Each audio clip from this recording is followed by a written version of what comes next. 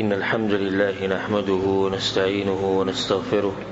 ونعوذ بالله من شرور أنفسنا ومن سيئات أعمالنا. من يهده الله فلا مضل له ومن يضلله فلا هادي له، وأشهد أن لا إله إلا الله وحده لا شريك له، وأشهد أن محمدا عبده ورسوله صلى الله عليه وعلى آله وصحبه أجمعين. أما بعد، کتاب ریاض الصالحین د شرح په سلسله کې د درسونو او په اخرنی درس کې مونږ یو نوی باب او موضوع شروع کړی و چې امام نووي رحم الله یې ښودلی په دې عنوان باندې: باب فضل الجوع وخشونة العيش والاقتصار على القليل من المأكول والمشروب والملبوس وغيرها من حظوظ النفس وترك الشهوات. د غربت او د تنگسیا فضیلت او پلک سبان راضی کېدل، که خوراکی، که څښاکي، که لباسي او شهوات پرېښوده. په دې باره کې دا باب یې نو موږ به کې تفصیل کړو چې په قسمت باندې راضي کېدل یعنی قناعت څه ته وایي او د هغې فایدې. بیا هغه ایتونه موږ بیان کړي کوم چې مؤلف رحمه الله راوړي، او بیا یو څو حدیثونه موږ بیان کړي، تقریبا 9 حدیثونه چې په هغې کې دا خبره مؤلف رحمه الله واضح کړه چې د رسول صلی الله علیه وسلم ژوند دا د غربت ژوند او دا د غریبۍ ژوند او تنگسیا و په رسول صلی الله علیه وسلم باندې، خو هغه صبر کړی، د هغه ملګرو صبر کړی. انشاءالله نن به دا باقي حدیثونه پوره کوو چې هغه هم د دې سره تعلق ساتي چې د رسول صلی الله علیه وسلم د ژوند څنګه و، د صحابه کرامو ژوند څنګه و، د تابعینو ژوند څنګه و، او د دین مشران دي، د هغوی په نقش قدم باندې تله پکار دي. او که تاسو ته یاد وي نو په آخرني درس کې درس ختمېدو نه مخکې ما یو 2 اسباب ذکر کړي وو چې د هغې د لاسه په انسان کې قناعت راځي، حرص یې کمیږي. یو دا موږ ذکر کړی چې د پوخ ایمان چې رزق ورکوونکی الله دی، په دې سره انسان صبر شي، زړه مطمئن شي، بیا ډېرې منډې او عملې نه وایي. سړی به وایي چې ناشنا نصیحت کې زموږ د ټولو ایمان دی چې الله رزق ورکوي، یعنې نصیحت ته څه ضرورت شو. ما اوس دا ټکې ولګوي چې پوخ ایمان، یو خدای ایمان دی که نه، کوم چې عام په خوله باندې رزق ورکوونکی الله دی او نور که حالاتو ته وګورې نو خوب هم نشته، عبادت هم نشته، هېڅ هم نشته، صرف دغه دنیا ده او دنیا ده. دویم سبب موږ دا ذکر کړو چې دا خبره یاد ساتل چې دنیا اخرنی انجام هغه ختمېدلی، د غریب غریبي همیشه نه ده او د مالدار مالداري همیشه نه ده. نو یو 4 اسباب به د دې درس په اوله کې ذکر کړو، بیا به دغه حدیثونه پوره کوو. دریم سبب که په دې باندې تعامل وکړو نو په تا کې به قناعت راشي او کومه دنیا چې در الله درکړې ده په هغې به راضي شي. او هغه ده چې هغه انسان ته ګوره چې هغه ستانه په مال کې کمزوری دی، په رزق او په نعمتونو، په منصب او په نسب او په دې کې ځنه کمزوری دی، نو تا ته به دغه نعمتونو احساس کړي. چې اوس ته د ځان نه زورورو ته ګورې نو بیا موږ ته څه علاج نه دی معلوم. اوس ته وزیر اعظم ته ګورې او بادشاه ته ګورې او خان صاحب ته او ملک صاحب ته، نو بیا به خوب هم ونه کړي د شپې. خپل نعمتونه چې کوم در الله درکړي دي هغه به ته هېڅ ونه ښکاري. حدیث کې دا راځي، رسول صلی الله علیه وسلم وایي، د ابو هریره حدیث ته په صحیح مسلم کې دی: انظروا الى من اسفل منکم، کوم خلک چې ستاسو نه لاندې دي په نعمتونو کې هغوی ته ګورئ، ولا تنظروا الى من هو فوقکم، هغو ته مه ګورئ چې ستاسو نه زیات ورسره، فهو اجدر ان لا تزدروا نعمة الله که تاسو داسې وکړو نو کوم نعمتونه چې الله درکړي دي هغه به ته بیا سپک نه ښکاري. نو موږ ته دې دلاسې نعمتونه سپک ښکاري. یو سړي سره خپل ګاډی د ګزارې پرې روانه د دې د ګوري چې پلاني سره لینډ کروزر دی او د پلاني سره هلیکاپټر دی او د پلاني سره پلانې شی دی او پلانې دی، لازم خپل ګاډی به ته بیا بد ښکاري. کور 2-3 کمرې کور د ګزارې روانه ده، په حیا او په عزت سره پکې ناست دی، ګوري بنګلو ته، نو دغه خپل کور چې کوم کې گزاره روانه هغه به ته سپک ښکاره شي، بس بیا به دغه حملې ووایي او یو ځای ته ومنډې ووایي او بل ځای ته ومنډې ووایي او هر څه به ختم شي. څلورم سبب چې هغې دلاسې په انسان کې قناعت راځي هغه دا خبره یاد ساتل چې غریبي او مالداري د الله طرف نه امتحان دی. دې ته مه ګورې چې دا مالداره چې کوم دی بس دی ډول الله هر څه ورکړي دي او بغیر حساب او بغیر کتابه، نه، هغه له چې دا څه ورکړي دا یو امتحان دی او تا له چې نه یې درکړي دا یو امتحان دی. هر حال ته امتحان روان دی. دا داسې نه دی چې بس د دنیا الله داسې تقسیم کړه او چې څنګه تقسیم شو خبره ختمه شو. دا تقسیم چې وشو بیا به د دې تقسیم په رڼا کې امتحان وي، تپوس به وي. او ما تاسو ته په تېر شوي درس کې دا خبره ذکر کړې وه چې د ډېرې دنیا او د ډېر مال یو نقصان دا دی چې حساب کتاب به د قیامت په ورځ وګدي. نو ځکه انشاءالله نن که الله توفیق راکړو وخت وو نو هغه حدیث به راشي چې رسول صلی الله علیه وسلم وایي خوش قسمت انسان هغه دی چې الله وله دومره روزي ورکړي چې ګزاره یې پرې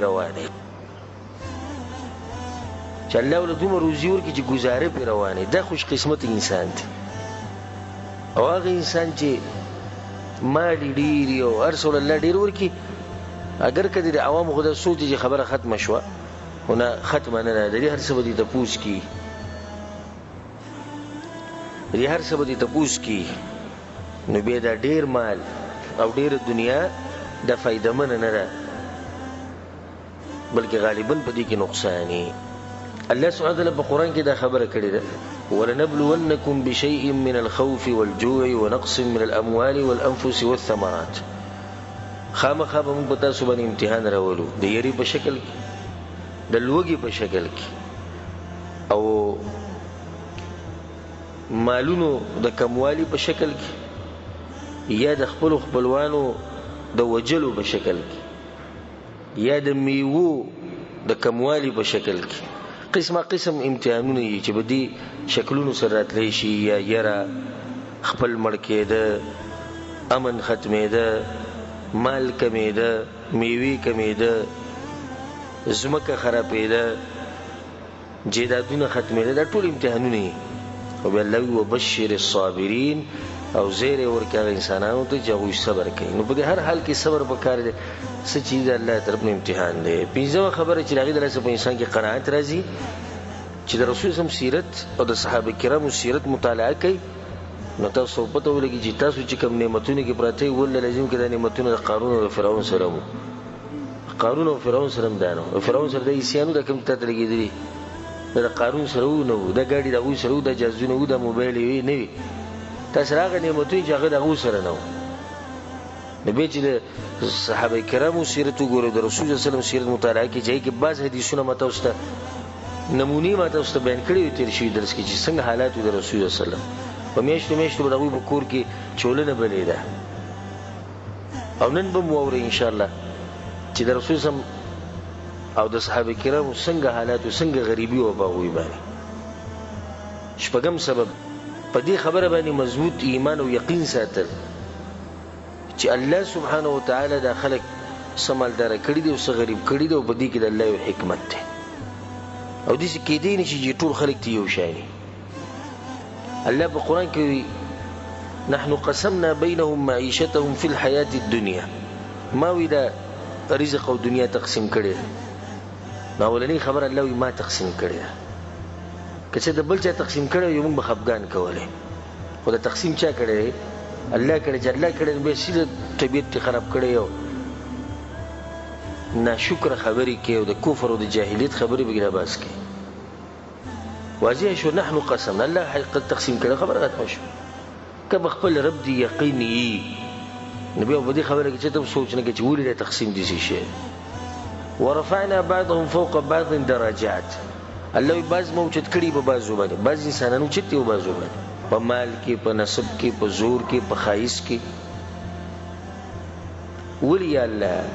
لیتخذ بعضهم بعضا سخریا، چې دوی د یو بل خدمت کوي، باز د بازو تابع شوي، د دنیا ژوند پرې روان دی، ټول مالدار شي، د دنیا په دغه قضیې باندې ودرېږي. نو په دې کې د الله یو حکمت دی چې کله دا حکمت ته معلومي بیا به پتا کې دنه صبر ومي، بیا به ډېرې حملې نه وي په دنیا پسې، بیا به پتا کې قناعت پیدا شي. کومه دنیا چې د الله درکړې په هغې به راضي شي، او کوم تقسیم چې الله کړی په هغې به راضي شي. نو دا یو څو اسباب دي، که په دې باندې تاسو عمل وکړو نو دا څه چې د سره دي په دې به خوشحاله یې. بیا اولنی حدیث په دې ننني درس کې ډېر ناشنا حدیث دی، دا یو نصیحت دی د صحابي د رسول صلی الله علیه وسلم د ملګري، او دا د زړه په غوږونو واورئ او اندازه ولګوئ چې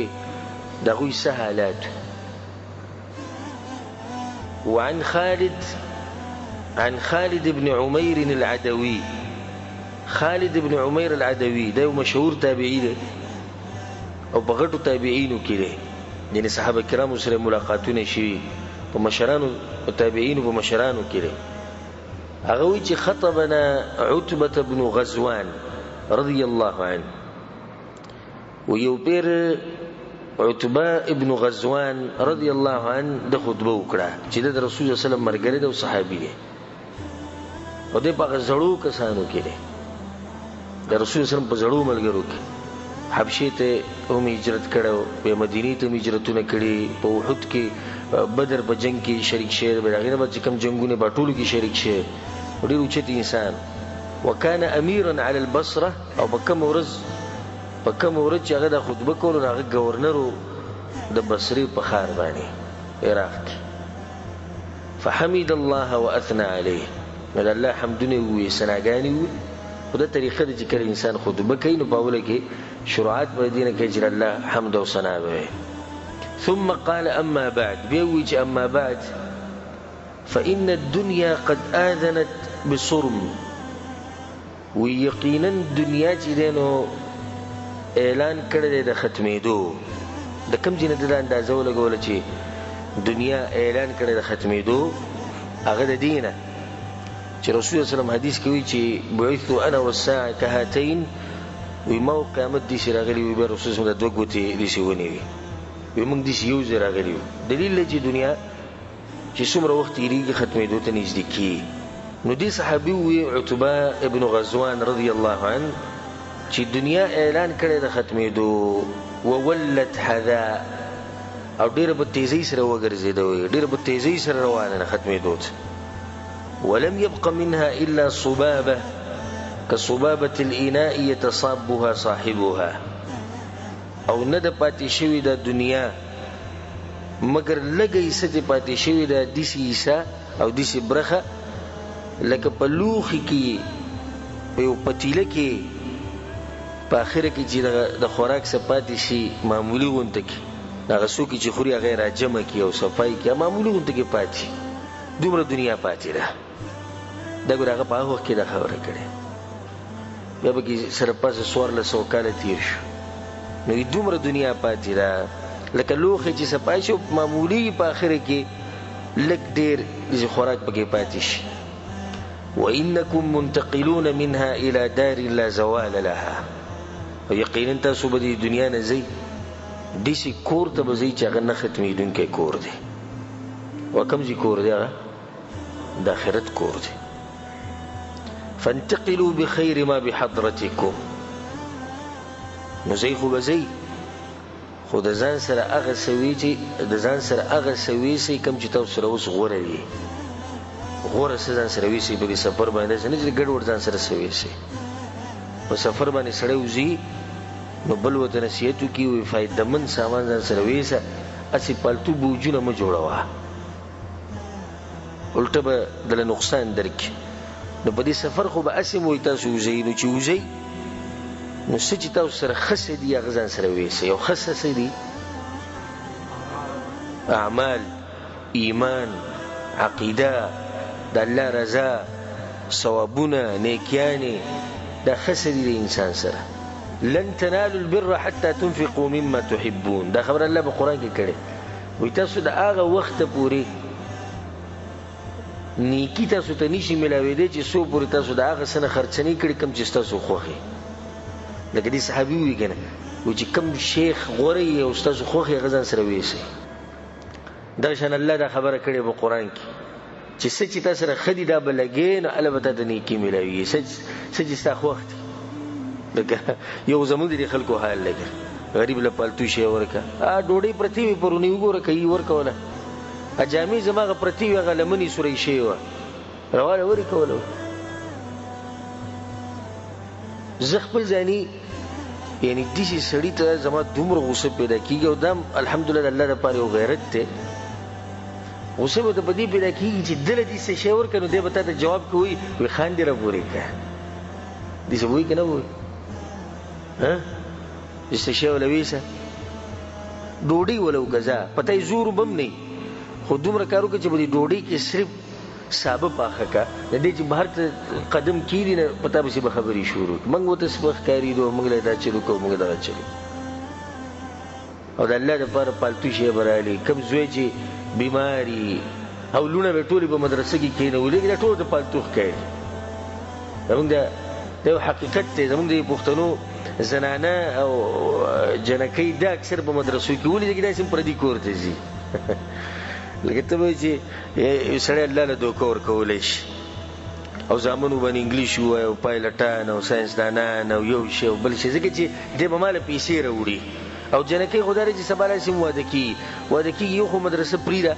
خرچه پرې نه راځي. اوس به دې جنۍ به څه خرچه کوې؟ موږ ته شته جایداد نیولی دی لا اوس پرې خرچې هم کوو نو اوس په دې به خرچې څه کوې؟ خو بس دغه دی چې مدرسې ته یې ور واچوه په هغې کې به یي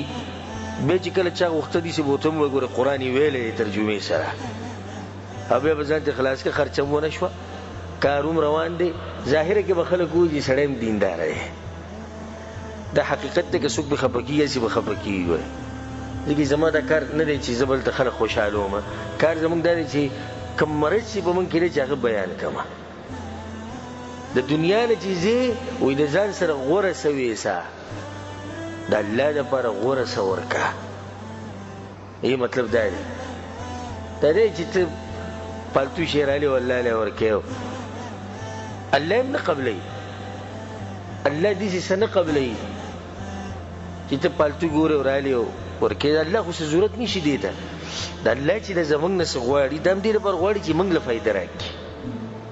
لن ینال الله لحومها ولا دماؤها. الله وایي تاسو چې را قربانیانې کوئ د اختر ده نه الله ته وینې رسي او نه الله ته غوښې رسي ولکن یناله التقوى منکم. الله دغه تقوا په کار ده په تاسو کې چې کومه راځي. نور الله په دې څه کې چې پیسې ورکوي او بچي سکولونو ته او مدرسو ته داخلې د سره یې کوم خو دا یو فایده ما ذکر کړه چې مخې ته راغی. فإنه قد ذکر لنا یقینا وي موږ ته دا خبره کړې شوې ده. دا خبره وي کړې شوې ده صحابي وي نو مطلب چې رسول الله صلی الله علیه وسلم ورته کړې ده ان الحجر یلقى من شفیر جهنم. و یو کاڼی به ولیږي یو ګټ به ولیږي د جهنم د غاړې نه جهنم ته فیهوي فیها 70 عاما. نو 80 کالو پورې به دا کاڼی کته ځي لا یدرک لها قعرا. 80 کاله کې به دې ویښته ونه رسي. ګوره دا جاز څومره بره رواني 100 زره فوټه دی بره رواني 100 زره قدمه دی بره رواني 100 زره میټره. نو د دې دنګ جاز نه چې دا دومره دنګ رواني د دې نه چې څوک راولېږي په یو 100 منټې ګوره کته رارسي. نو بیا تاسو اندازه ولګوئ چې یو کاڼی روان او په 80 کاله کې د صرف د جهنم ویښته رسي د جهنم به څومره جوړي دې سوچ پکار دی. والله لتملأن دا صحابي وي په الله مې قسمي چې دا جهنم به الله ډکوي. دا جهنم چې په 80 کاله کې د صرف کاڼی کته رسي دا به الله سبحانه وتعالی ډکوي. په دې کې یو یاره چې ډکوي خو هم په موږ کې به خلک دغې ته ځي که نه څه نوی مخلوق خو به جهنم دپاره نه راځي چې موږ ټول جنتیان یو انسان په سوچ کې شي چې زمانو به بکیو کنه وای جهنم خو به ډکیږي او ډکی دا کوم خلکو باندې چې الله ډکی ته بکیو کنه وای دا اوس د سوچ خبره. افعجبتم دا صحابوی تاسو ولې تعجب کې پریوتئ وی دا ووري ولقد ذکر لنا او یقینا موږ ته دا خبره مشوي ده ان ما بين مصراعين من مصارع الجنه وی د جنت د دروازې چې کومې دي د دې د چوکاټونه او د طرفونه چې کوم دي غاړي نو د یو طرف نه د بل طرفه پوری مسیره 40 عامه دې پلانواله دومره دی لکه یو سړی چې سلويخ کاله په سفر رواني نو دې څومره لار وهي څومره مزل وهي په دې اندازه باندې د جنت د دروازو پلانواله. او ځکه الله سبحانه وتعالی په قران کې دا خبره کړې ده عرضها السماوات والارض د جنت پلانواله د زمکه او د اسمان په اندازه ده. ولا ياتين عليها يوم او یقینا یو ورځ برازي په دې دروازو باندې وهو كضيض من الزحام او دا په ډکه دومره غنه وبي جوړي په دې دروازو باندې به غنه جوړي. دي چې د صحابي ته د جنت وی یادې ته د جهنم را دی وی چې جهنم دومره جوړ دی نو وی چې جنت دومره غټي دروازې سدلته دین سالته نو اوس مخه ته مسله بیا په فیصله غو پتا باندې چې ته د کمی لپاره کوشش کی په دې دروازو باندې به ورځ دي چې راځي سم غنه وي سم رش به دا خوش قسمت خلک دي دغه ته بنه نوځي سن اشنا ورځ بیا چې جنت په دروازو باندې به شور جوړي او غنه به یو خلک پور نه نوځي. الله سبحانه تعالی موږ ته نصیب کړي. او دې خلک کوم شتي چې د جهنم دغه کنده چې هغه ته پویا کاله کې صرف کانه رسی کته دا به الله سبحانه تعالی ډکې په دې باندې به دغه ورځ راځي. ولقد رأيتني سابع مع رسول الله صلى الله عليه وسلم او زوم کسم در رسول الله سره وم کس انده په خانو صحابو کې زوی وم کسم در رسول الله صلی الله علیه وسلم سره هغه وخت مالي ده ما لنا طعام الا ورق الشجر او خوراک نو وی موږ به دا ونو د پانی خوړې په وخت کې دې غریبي مرغله خصوصا چې کله په مکه کې د رسول الله صلی الله علیه وسلم باندې خوراکونه او غم خادیانو درس به بند شو نو یې ووم کسوم د رسول الله سره او موږ د ونو د پانی مخولې دي حتی قرحت اشداقنا و زموږ د وخت کې چې د شلې دي او د دینه به ویني به دي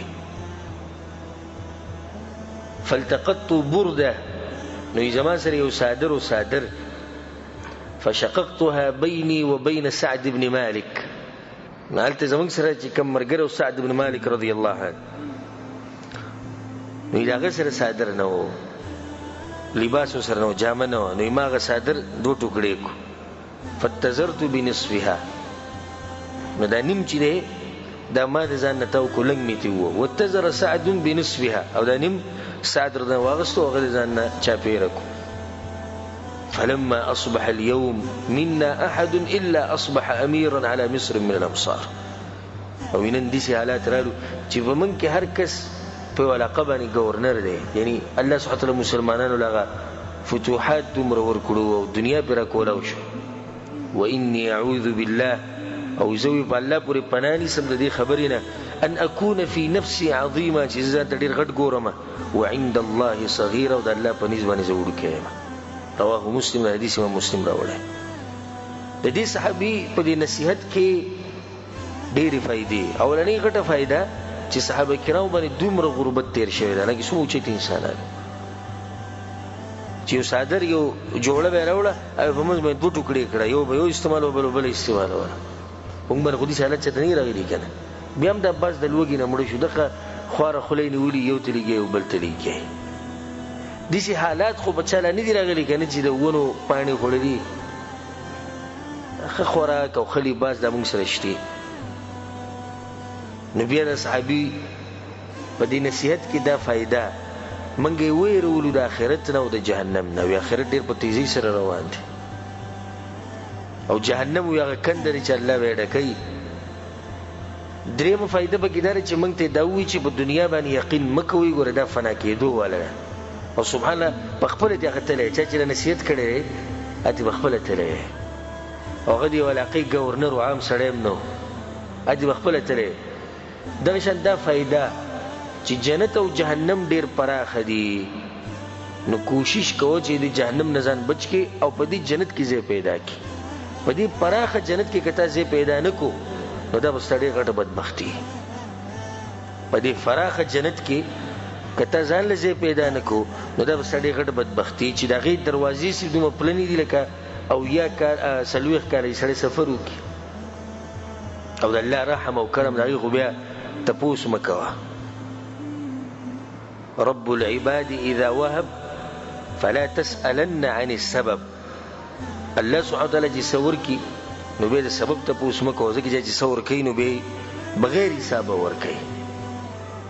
او ما ته واست په درس کې هغه کس واقع ذکر کړو چې اخرنه جنتی الله سبحانه وتعالى غل سمره نعمتونه ور کوي نو کوم چې پاوله کې چې الله بغوله سور کوي پنځمه فائدہ د صحابي په دې نصیحت کې دا چې کوم لوز چې الله دغه سره کړو هغه سره پوره کړو او الله په قران کې دا لوز کړي کته سو عقیده برابر کړو نیک عملوم کو الله تاسو په دې زمکو باندې مشران کی او دغه څنګه صحابه کرام سره وشو الله سبحانه وتعالى ولا مشرق او مغرب دی ولا ورکړو دا لاقي غوي فتح کړو دا غوي د ایمان هغه زور صرف د بدن زور په کار نه راځي بدن زور نن سبب خډیر دی خو غړ زور د څه په کار دی هغه د ایمان زور په کار دی شپږمه فائدہ د دې صحابي په دې نصيحت کې دا ده عاجزي وګوره وې زپ د خار باندې مشریمه خو یا الله پورې پناني سم چې ځان ته په دې نظر ګورم چې لوی سو کې مو د الله پنيس باندې جوړ کې اهمه خبره ده چې الله پنيس باندې ستاسو مقام دې ته کته غوړي دا موږ چې خلکو ته سم مقام دی ده او دا خبره ماته اوس بار کړی ده چې ډیر خلک دې شتي چې هغه په دې ځمکه کې غیر معروف دي وکم من مجهول فی الارض ایسو کی پیجنیم نه خړ پړ ګرځي بغریب ساده سړی وي سو کی خواله نه ورځي پس مګه کې به مجهولی معروف فی السماء او په اسمانونو کې ملائک پیجني وکم من معروف فی الارض او ډیر دي چې په دې ځمکه کې ډیر خلک پیجني او خ مشهور دي مجهول فی السماء په اسمانونو کې ملائک د سره پیجنیم نه ځکه چې د بر اعمال نه خيږي ست تذکره بر نشته یونس علیه السلام چې کړه د مې خېټه ته ولید او دا غزینه غچې واله نو ملائکو سو وی د आवाज آشنا ده او راځي د ناشنا زیره نغو پیجندو یونس علیه السلام په اسمانونو کې مشهور وو اعمال به دغه برکتو نو دا صحابي وی زه په دغه شهرت باندې بس کوم چې ځان ته بغټ نظر ګورم او خلک راته بغټ نظر ګوري او د الله په نسبت باندې زه ذلیل انسان او الله ما سره محبت نه کینو خلکو به دې محبت باندې بسو کی نو دا ناشنا نصیحت دې صحابي زړه ته کوز کړي دغه نه بعد حدیث راوړې وعن ابي موسى الاشعري رضي الله عنه ابو موسى الاشعري وي اخرجت لنا عائشه رضي الله عنها كساء وإزارا وعائشة رضي الله عنها یو پیر لنگ او صادر رواغستو کساء صادر و ازارا غلیظا او دیسی لنگ رواغستو جاغا زیگو زیگ دا کپڑے سما زگوا وی بیا منتوی چه قبض رسول الله صلی الله علیه وسلم فی هذین رسول سم چې وفات کړو دی چې ویلو متفق علیه حدیث په صحیح بخاری صحیح مسلم کې دومره غریبی پر رسول صلی الله علیه وسلم یو ځک صادر وسره واغې چولو دې صادر چې هغه او دې لنګ چې هغه جسم ته نقصان رسي سړی به تنګي د رسول سره مچولو چې باغ باندې د حالات او غ صبر کړي نو زموږ د پر خولي نمونه رسول صلی الله علیه وسلم ک باغ باندې سخت راغلي کوم راشي څه خبره شي چلو شو هغه صبر کړي موږ هم صبر کوو باغ لار بزو دغه نه بعد حدیث ته وعن سعد بن ابي وقاص رضي الله عنه سعد بن ابي وقاص وي قال اني لاول العرب رمى بسهم في سبيل الله وی زه اولنی سړی یم چې الله په لار کې ما غشی ویشتی اولنی انسان په دې امت کې چې الله په لار کې غشی ویشتی دغه څوک دی سعد ابن ابي وقاص رضی الله اولنی انسان دی چې د الله لپاره د غشي گزار د ټول نه مخکې کړی یو چت انسان او د سیرت ما بیان کړی دی جدا او اوري او د باغ کسانو کې دی چې په دنیا کې ورته جنت زیری شي وی چې ولقد كنا نغزو مع رسول الله صلی الله علیه وسلم موږ به د رسول سره د غزاګانو لړیر کړو او څنګه به د رسول سره په غزاګانو کې نه یو دا اولنې سړی دی چې د غشي ویشته الله په لار کې وی موږ به تلو دي جنگونو له جهادونو له ما لنا طعام خوراک ورر سره نو الا ورق الحبله خو د دې زنګلي ونی چې کوي د دې د پاڼې به موږ خوړې وهذا السمر او د دې کیکرو دا ونی به دغه موږ خوړې دغه پاڼې به موږ خوړې حتى إن كان أحدنا ليضع كما تضع الشاة ما له خلط نو من کی چې به سړی قضای حاجت ته پر راړو نو دې چې قضای حاجت به کو لکه بیزه چې پچی کوي د ډیر وچوالي د لاسه به دا یو کیدونه متفق علیه د حدیث په صحیح بخاری صحیح مسلم کې دا څومره اوچت انسانان دي چې روان به جهاد لو اوس به دومره نعمتونه کې کوم ته چاره جهاد دوم واغستونو ته به بانو ته ګوري چې موږ د څومره بانی جوړو او په دې غریبۍ کې په دې حالاتو کې جهادون لبم کړو او اسمرو د خوراک دا د کیکر دا ونی وي او دا زنګلی ونی چې څومره دیو اقسامی دا ټول دینه بلګیو پانی به خوړي دغه د لاس او به دغه د قضای حاجت د حالو چې کوم هغه بیان کو دومره غربت په باندې تیر شي او د ځکه حالات په باندې تیر شي دا چې ووري نتبه په ځان باندې وېریږم چې الله دغه اوچتو انسانانو دغه لګه دنیا ور کړې و او موږ ګناګارو له دومره دنیا را کړې نه جوړې سي چلې سره په ځان وېریږم عبدالرحمن بن عوف رضی الله عنه خزیوته رجمات مخې ته کې خو دغه په جړاش او رجمات پرې خو د پاسه خزیوته ولي وې دغه حمزه رضی الله رسول الله سلام تر څومره اوچت انسانو وې منګه دغه کو خخو نو دومره سنو چې هغه جسم په مونږ پټ کړی او به د نور صحابه کرامو ته شمار کړو کم چې په احد کې او په بدر کې شهیدان شي او نن موږ ناشي او د خوراک ته وروي او ښکاری دي چې الله موږ له زمګه نیکیان وي په دنیا کې راکې په آخرت کې بس نه وي هغه په ځان ویریدو دا هغه بسرو جماعت په وخت کې هغه چې دغه توګه تو بزان ویریدو موږ چې ته بزان یریدلیو چې دومره چې الله په موږ باندې د دنیا پراخه کړې د قسمه قسم نعمتونه راکړي کې دي چې الله موږ د دنیا برکې نو آخرت باندې دی باندې یې پکار دغه نه بعد حدیث ته وعن ابي هريره رضي الله عنه ابو هريره ذن وی قال رسول الله صلى الله عليه وسلم رسول سم دا خبره کړې و اللهم اجعل رزق آل محمد قوتا یا الله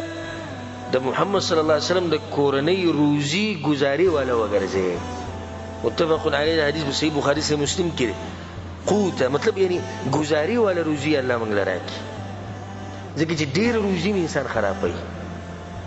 او چې کم شي انسان خرابوي او خروزي او خریزه قاغله چې ستا گزاره پر روانه ستا ژوند پر روانه ته په حیا عزت سره ژوند تیرږي ته به د الله نه لري کېږي نه ته به د دیندارۍ نه لري کېږي د خپل رزق ته الله دې موږ هم دې رزق نصیب کړي او الله دې هغه رزق نه موږ ساتي چې دغه د لاسه موږ کې بي دیني راشي او الله دې موږ د هغه غریبۍ نه ساتي چې دغه د لاسه موږ کې بي دیني راځي او دغه د لاسه موږ شرمېږو الله دې د غریبۍ نه موږ ساتي دې سوال کوي دا بس لاسونه اوچت کې یا الله بس رايکا دا سوال باندې کې چې رايک الله به د دنیا کولو کې هر څه بدل تباہ او برباد کړي او د هر څه نه بوزي او دې سوال کوي یا الله دې سي رزق او دومره رزق راکا چې زما دین په کې ګډوډ نشي زما دنیا خراب نشي زما عزت خراب نشي بچ له عزت پاتې شي او دین دی پاتې شي او الله سره د رابطې نور څه غواړي د الله نه دا د رسول سم دعا دا غینه بعد حدیث ته وعن ابي هريره رضي الله عنه ابو هريره رضي الله عنه وی زه تاسو ته د ابو هريره دا خبري ډیر په سوچ او فکر سره واوري دومره ناشنا خبري به کوي چې تاسو په دې بدن باندې به دا ویخته ودرېږي په انسان باندې غونه ځکي ابو هريره وی والله الذي لا اله الا هو وی په هغه رب مې د قسمي چې د عبادت حقدار نشتی مگر هغه په هغه الله مې د قسمي ان كنت لاعتمد بكبدي على الارض من الجوع وی کله کله به زه پریوتم په دې ځمکه باندې نو په خېټه به پروتم او دا خېټه و ما د دې ځمکې سره لګولې وه ښه زور به مې ولور کړی من الجوع د لوږې د لاسه دا څوک دی ګوره ابو هريره رضی الله عنه دا هغه د رسول صلی ملګری دی چې لقي نو د ده نوم بایلي چې رسول صلی وسلم نه دا اورېدلي او دا اورېدل هغه حال وإن كنت لأشد الحجر على بطني من الجوع او کله کله به دا خو چې به دی پرېوتو دا چل به یې وکړو چې ګرځېدو به بیا سجل کړو نو بیا به یې کاڼي وتړل به دې خېټه پورې او هغه شان به د رسول سره ناست او علم به یې طلب کوه د غریبۍ دا حالات او یو منګه درس لرانلی بس شیخ صاحب هغه څه عذر بیان کړم د دې به ابو هريره په خبرې به مخکې خبره چلېږي بیان یې کړم د چا سره سدي سي عذر شته قابل قبول چې بیان یې کړو ابو هريره وی په خېټه پورې مې کاڼي تړلي ناست وو د رسول سره مجلس علم یې طلب کوه چې قیامت پر ورځ موږ الله ته یا الله موږ دین نشو زده کولی ځکه چې واړه مو بچي وه سعودي عرب و مزدوري وه ریالونه ګټل خو هم دي که نه ځمکه اخیسته و پلاني ځای کې مې ځمکه واخیسته دومره لکه راباندې قرضه راوړېدله پلاني ځای کې مې واخیسته قرضه وه او دا چل مې وکړو او الله رپسې دا ابو هريره راولي چې ده سره خبره وکړئ ځه څه عذر به زموږ بیا به بیان کړو څه خبره به وکړو چېرته ځکه یو روایت کې راځي چې ابو هريره ناسو او رسول الله سلام له چا کجوري راوړي نو صحابه کرامو د ډېر وخت نه څه نه وخوړي نو رسول الله سلام یو کجوره په ټولو ملګرو تقسیم کړ نو هغو ډېر په شوق سره وخوړه سوای د ابو هريره رضی الله عنه چې هغه جیب ته واچوله رسول الله سلام ورته ابو هريره کجورې جیب ته واچوي یا رسول الله مور دپاره مې کېښوده کور کې ورسره مور وم رسول الله سلام ورته ویې خوره او ستا مور له به بله درکړو دومره د غریبۍ حالت به د اوچتو انسانانو باندې تېر شوي دې څه وایي دې خبرې ته غوږ کېدی ولقد قعدت يوما على طريقهم الذي يخرجون منه ویو ورځ په لاره کې کېناستم چې دا خلک پرې راوځي لري جومات نه کورونو ته ځي په دغه لاره کې ناست فمر بي ابو بكر رضي الله عنه ابو بكر صدیق را تېر شو فسألته عن آية من كتاب الله وی ما ته د یو آیت مبارکې تپوس وکړي چې په قرآن کې دی چې دا مسله څنګه ده ما سألته إلا ليشبعني وی دې آیت ما ته ښه پته وه خو ما چې ځان سره مې کور ته بوځي وږی شوی و هغه پې پوه نه شو ابوبکر صدیق رضی الله په ده باندې پوه نه شو او جواب یې ورکړ دې مسلې بیت الله فمر ولم يفعل لا لو يزيبون له ثم مر عمر رضي الله عنه بعمر رضي الله عنه فسألته عن آية من كتاب الله ما لا غنم تقوس بجليس وآيات الله بكتاب ما سألته إلا ليشبعوني وما دير بارتبوس إذا مزان سروان كذا جلازة آية جواب بدلم دركو كور تبالارش أول جواب وركو فمر ولم يفعل بوينة تدانسر نبيا د ځمکې په دې مخ باندې چې کوم اوچت انسان د هغه تېر شو فمر بي النبي صلی الله علیه وسلم رسول الله سلام راووت وی چې زه ولیدم فتبسم حين رآني چې څنګه زه ولیدم موسکی شو وعرف ما في وجهي وما في نفسي ډایرکټ په ما باندې پوه شو چې دی وږی شوی داسې اوچت انسان د ملګرو په طبیعت به هغه پوهېدو او داسې اوچت انسان چې څوک به خبرې ته نه پرېښودو د خبرې نه مخکې به یې د هغه حاجت پوره کوو دا به یې نه غوښته چې دا سړی زما په مخ کې ذلیله شي وی ما ته وی چې اباهر ابو هريره وی ما ورته چې لبیک یا رسول الله حاضر یم یا رسول الله وی چې الحق راځه ومضى رسول الله روان شو فاتبعته زوز رشات روان فدخل كورتننا وتو فاستأذن فأذن لي إجازته وتو بمال إجازة راكو فدخلت نزمرنا وتم فوجد لبنا في قدح نو بيولوخي كي بي براتو در رسول الله بكور فقال من أين هذا اللبن الرسول صلى الله عليه وسلم يقول كم زين راولي قالوا أهداه لك فلان أو فلانة يا رسول الله غبلاني راولي يا غبلاني راولي شا رسول صلى الله عليه وسلم راولي وما تيجي أبو هريرة وما لبيك يا رسول الله حاضرين يا رسول الله سوي ويجي الحق إلى أهل الصفة فادعهم لي صوفي ولا چې کوم خلک بهر ناس ته غوړه ولا دا د رسول الله په جمعات کې د دین طالبانو یو څو کسانو د رسول الله په دې جمعات کې به اوسېدو انتهایی غریبانان علم به طلب کو ان شاء الله په دې روانو حدیثونو کې براشي چې رسومه غریبانان ناغو به د رسول الله په جمعات کې پراته دین به زده کو وی رسول الله صلی الله علیه وسلم ما ته وی چې لار شدغه کسان راول اوس ګوره وډو کې لوخه دی ایګل کوته کې پي دي خو دې ته وی غټ سره او دې ته وی ملمستیا او دې ته وی کرم او جود هغه د رسول صلی الله علیه وسلم نه زده کوي وی چې ابو هريره دان وی واهل الصفه اضياف الاسلام او اهل الصفه دغه د اسلام ملمانو لا يأوون على اهل نه خپلوان ولا مال نو سره مال ولا على احد او نه سو کا سره او د رسول په جمعات کې پراتو دین به زکاو د رسول صلی الله علیه وسلم وكان اذا اتته صدقه بعث بها اليهم ولم يتناول منها شيء او رسول صلی الله علیه وسلم چې صدقه راولېګله هغه به ټول هغه ولېګله ځان له دینه څخه چې رسول صلی الله علیه وسلم باندې او دغه بکور ول باندې صدقه حرامه واذا اتته هديه او کچابو له هدیه ورکړه ارسل الیهم هغه له بیت مولېګله واصاب منها ځان له بیت واغسته واشركهم فيها وهو بځان سره شریک کړو وی چې کله رسول صلی الله علیه وسلم دا خبر وکړه چې ابو هريره لارشه د صفه ولا راولا فساءني ذلك نو دا خبر په ما ډیره بده ولګي ولی فقلت ويموي خپل ځان سره دا خبر وکړه رسول الله مکه غونی شو وما هذا اللبن في اهل الصفه ودي پيوتو ګورو دا کسان ته وګوره سړی چې کله وږي شي نه دته کډیر سم کیدا او د لخ کارو به د پي دلک نیمه د ځان سره وې چې دې پيوتو ګورو هغه کسان چې زرا ولا مغوم وګيدي ودالک كنت کې كنت احق ان اصيب من هذا اللبن شربة اتقوى بها د ځان سره لګیو وې ځان سره وې چې زه حق دارو دا پي به ما سکله نه به ما کې به طاقت راغله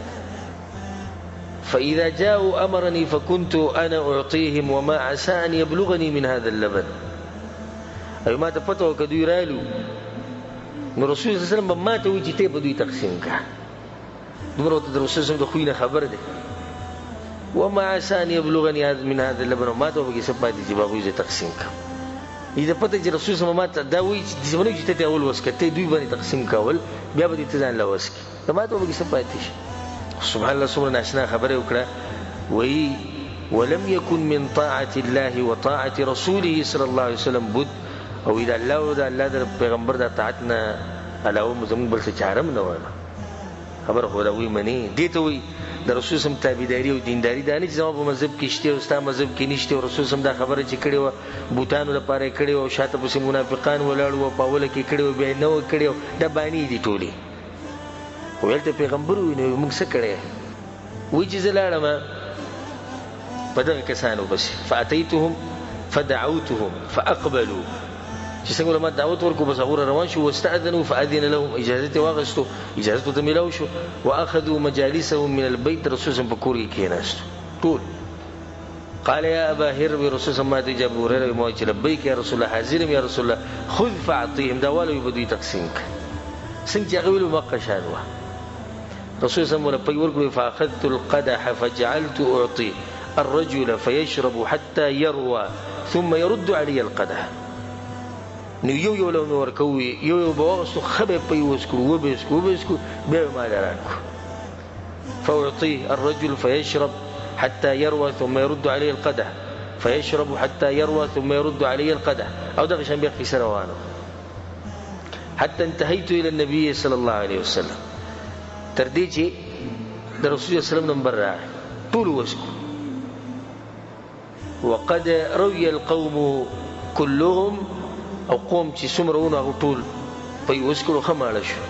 فاخذ القدح فوضعه على يده رسول الله صلی الله علیه وسلم دغه لوښی واغېست او خپل لاس کې نیولی فنظر الی فتبسم ما ته وکتو مسکی شو وی ما ته وی چې ابو هريره وی ما چې لبیک یا رسول الله حاضر یم یا رسول الله وی چې بقیت انا وانت موت پاتې اوس وی ما ته چې صدقت یا رسول الله دغه شانده یا رسول الله موت پاتې وی ما ته وی چې اقعد فاشرب کینه واسکه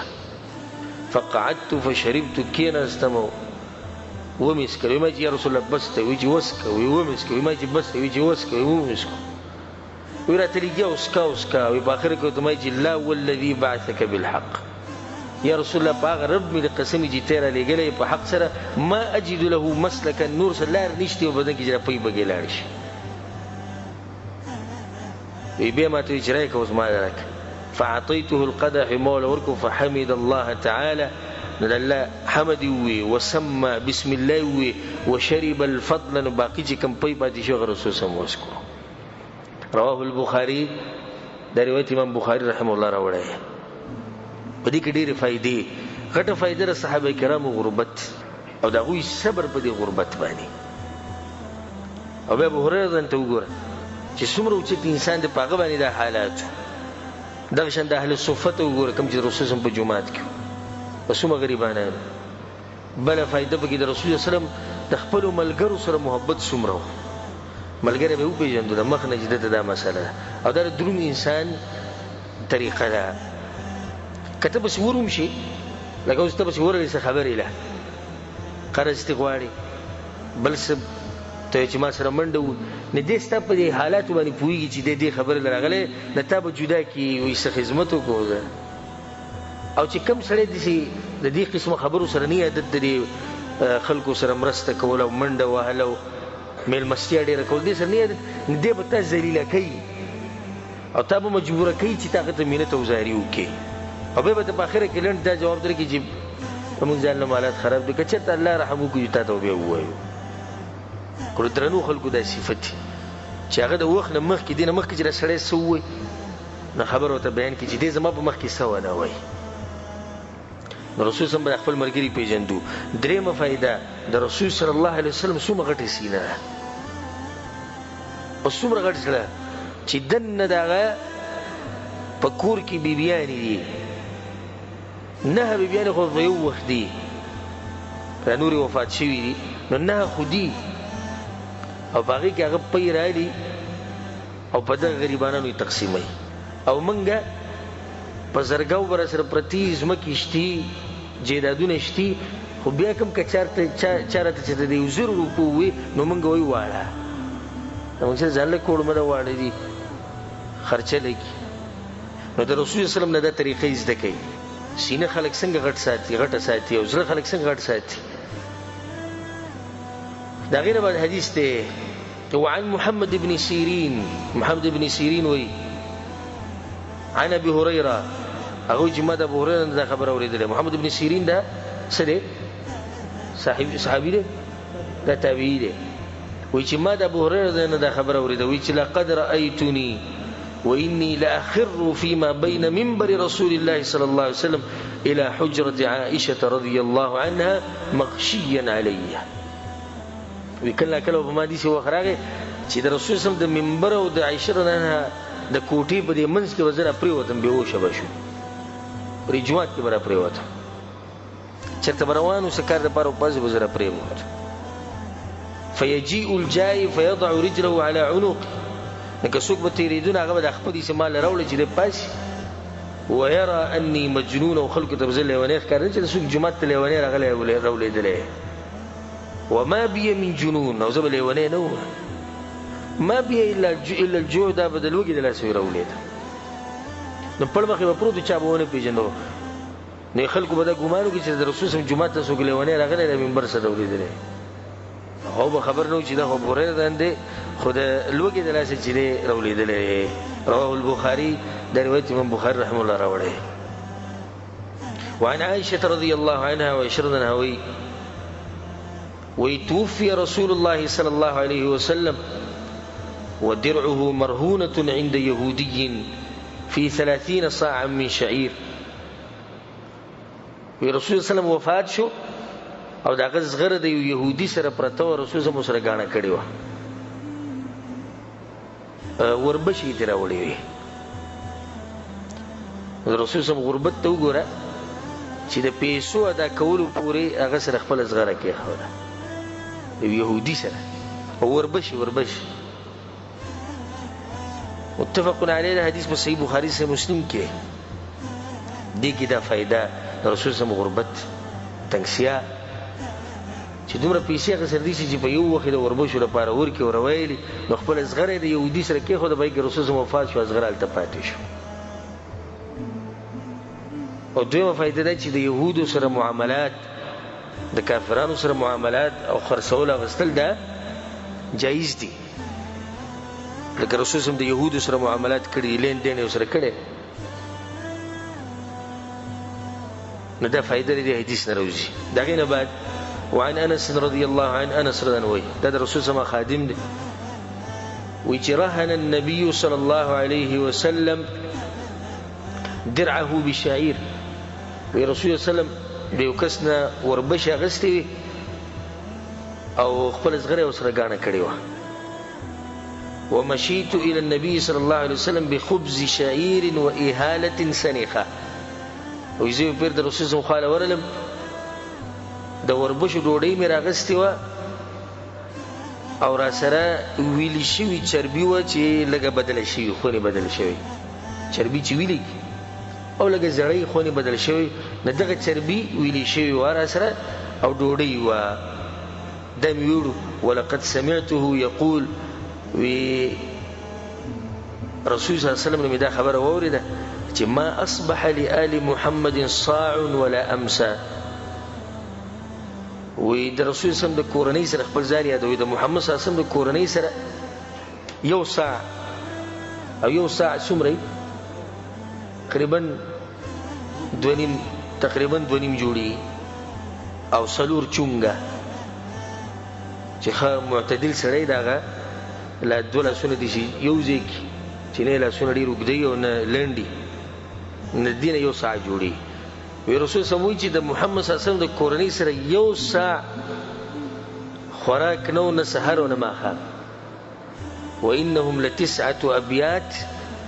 انس رانوی وی 9 کورونو د رسول الله صلی الله علیه وسلم، 9 کورونو کې یو ساع د هغوی سره وربشي یا غنم دانو چې خوړلی دی سحر او ماښام. رواه البخاري. د حدیث امام بخاري رحمه الله راوړی. او زمونږ یو ښځه یا 2 بچي 3 بچي او هغې دپاره مونږ دین پرېښودی او مونځ او دس هم پرېښودي دي او تعلیم هم پرېښودی دی او قرآن او حدیث پرېښودي دي، بس مزدوري ده او مزدوري ده او مزدوري ده او مزدوري. یو ښځه نه مړېږي، دغه یو ښځه 2 مور پلار بوډاګان دغه نه مړېږي، دا بوډاګان دا بچي ماړه نه شو. او دغه د رسول صلی الله علیه وسلم 9 کورې نه. وانهم ل9 ابیات، 9 کورونو د رسول صلی الله علیه وسلم 9 ښځې وې ده او په هغې کې دا غربت او د رسول صلی الله علیه وسلم دې صبر ته وګوره. د هغه نه بعد حدیث دی وعن ابي هريره رضي الله عنه. ابو هريره وی قال لقد رايت 70 من اهل الصفه. دوی ما ویا کسان لیدلي په صفه والا کې، لکه ساعت مخکې ما تذکره وکړه چې د رسول صلی الله علیه وسلم په جومات کې پراته وو د دین طالبان. ویا کسان مې لیدلي ما منهم رجل عليه رداء. په هغو کې یو کس داسې نه و چې د هغه سره داسې کپړه وی چې ټول پکې پټ شوی، یو کس پکې داسې نه و. اما ازار و اما کساء، یا خو به سره لنګ و لکه دې څادر چې هغه لاندینې ایسه پټۍ لنګ شو پرتوک شو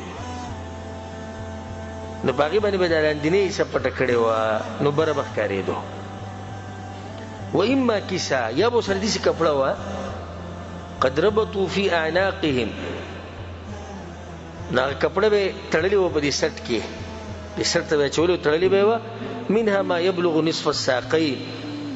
نو لاندې به هغه د نیمو پنډو پورې رسېده. ومنها ما يبلغ الكعبين، او یا به د دې ګیټو پورې رسېده. یو کپړه به یې وه نو هغه به یې په دې سټ کې تړلې وه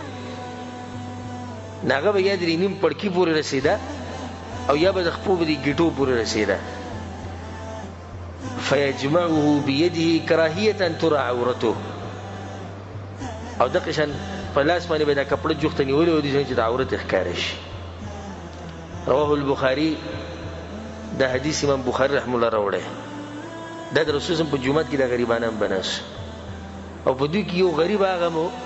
چې هغه ته ویل کېږي جلیبیب رضی الله عنه چې رسول الله سم ولا بیا واده وکړو او بیا شهید شو د احد په غزا کې هغه هم د دې غریبانو سره به پروت د رسول الله په جومات کې دین د طالبان دا به پراته وو ځکه د دین د طالبانو ته چې دین طلب کوي دوی ته په سپک نظر نه ګوري د رسول الله د زمانې نه وایي سړی غریب د دین طلب کوي د الله په کور کې پروت دی د خدای الله کور دی هر چا دپاره دې دروازې کوروي دا ته په سپک نظر نه ګوري دا د رسول الله سلام په جومات کې دوی پراته او د رسول الله سلام به په خپله خدمت کوي ګوره پی راوړو ملګرو ته آواز وکړي راشي چې پی وسکي او هغو باندې وسکول او په خپله په اخره کې وسکو او زمونږ که چېرته مدرسه کې دوه درې هلکاني او هغو له چېرته ډوډۍ ولېږي نو هغه هم دومره یاد کړي بس جو موږ یې لیږو او موږ جو له وریجې پخې کړه او موږ وله چای ولېږو او موږ وایي چې مولوي صاحب خوره چې د اخره کې ورشي او هباء منثوره او تله وینې تله خالي پرتې الله ورته وایي چې خلکو ته دې بیان کړي وو کړي دي خلکو ته دې کړي وګڼئ نو هغه وخت ختم شوي که چېرته مدرسې له لږې پیسې ورکړي بس دا ورمې کړه پلانې مدرسې کې او دا نه مړېږي او دا مولیان او دا قاریان او دا چڼي او دا کته او دا بره دا زموږ د دین سره دغی او چې کله یونیورسټۍ شي او سکول شي نو په لکو روپۍ ورکوي او پلاني ملک ته مې ولېږو او پلاني ملک کې مې لور ده او هلته مې زوی دی نه نه وایي د دوی د پیسونه ښه دي دوی خو د میاشتې 100,000 روپۍ اخلي نور داسې سکولونه چې د میاشتې 50,000 روپۍ اخلي دا ښه سکول دی موږ سره ګزاره کوي بیا ورته ووایه دغه مدرسه ستاسو په دې کلي کې ده هلکان پکې غریبانان دي جمع یې د څه وله وایه باړه موږ چې الله غریب وي دوی له ساتي الله سبحانه وتعالی هم داسې خلک ذلیله ساتي دا هم د الله طریقه ده که تاسو خلک کړي د عرب خصوصا دا ملک په دې خبرو کې دا ډېر تکړه خلک دي د الله په دین باندې خرچه ډېره کوي ځکه الله داسې ساتي قسمه قسم خلک راځي دلته مزدوریانې کوي د دوی خدمتونه کوي او دوی رقیږي هم نه الله ول هر څه په تیاره ورکوي ولې ځکه چې په دې خبرو کې تکړه بل دی چاته به بیانوي نه چې ما دا چلو کوم ما دغه چلو کوم ما داسې چلو نه نه نه خبر به تم نه شي ته دا چل دی کړی او به تا سره خوا کې نه شي نو دا د رسول الله وسلم په جومات کې به دا د دین د طالبان پراته وو او دومره غریبانانو چې د دوی سره به کپړې نه وي وعن عائشة رضي الله عنها اشرضنها